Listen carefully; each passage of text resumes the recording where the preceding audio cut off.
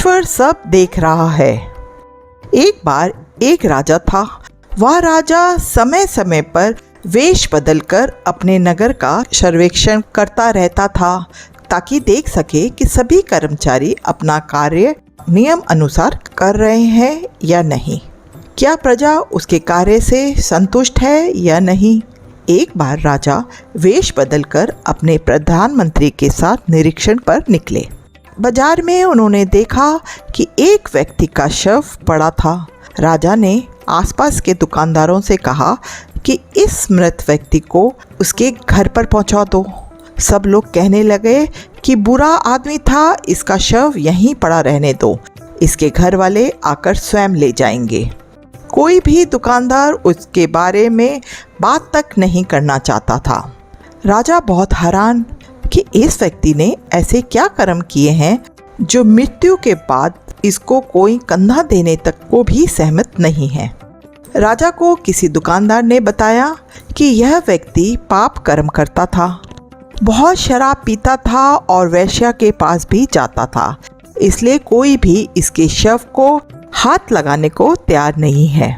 राजा को लगा कि चाहे वो जैसा भी कर्म करता हो, लेकिन उसके राज्य में किसी के भी शव का ऐसा तिरस्कार नहीं होना चाहिए। राजा ने दुकानदार से उसके घर का पता पूछा। अब राजा और प्रधानमंत्री स्वयं शव को अपने कंधे पर उठाकर उसके घर पहुंचे। राजा ने उसकी पत्नी से पूछा कि कोई भी आपके पति के शव को उठाने को तैयार क्यों नहीं था। उस व्यक्ति की पत्नी ने कहा कि मेरे पति बहुत ही नेक कर्म करते थे।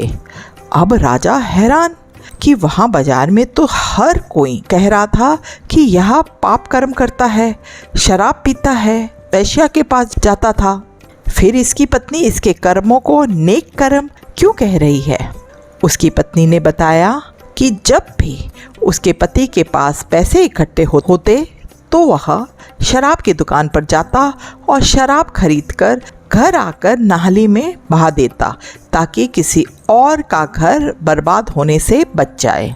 इसी तरह वेश्या के पास जाते और उसे पैसे देकर कहते कि तुम्हें आज के पैसे मिल गए हैं, अब तुम अपने घर का दरवाज़ा बंद कर लो ताकि किसी और के पैसे बच जाएं और वह पैसे वह अपने बीवी बच्चों पर लगाए, या फिर क्या पता वह पैसे किसी शुभ काम में लगा दे। उस व्यक्ति की पत्नी ने कहा कि मेरे पति के शराब के ठेके और वेश्या के पास जाने के कारण लोगों ने उनसे दूरी बना ली थी, क्योंकि कोई भी उनके नेक इरादे के बारे में नहीं जानते थे। मैं उनको कहती थी कि इतनी बदनामी हो चुकी है कि कोई भी आपको कंधा देने नहीं आएगा, लेकिन मेरे पति का मानना था कि शुभ कर्म लोगों को दिखाने के लिए नहीं करने चाहिए। ईश्वर हमारे अच्छे बुरे कर्म का हिसाब रखता है, इसलिए अच्छे कर्म करने चाहिए और उनका फल ईश्वर पर छोड़ देना चाहिए, क्योंकि ईश्वर सब देख रहा है और मुझे ईश्वर पर पूरा विश्वास है। मेरे पति मजाक में कहते थे कि तुम देखना, मेरे शव को स्वयं राजा और उनके मंत्री लाएंगे।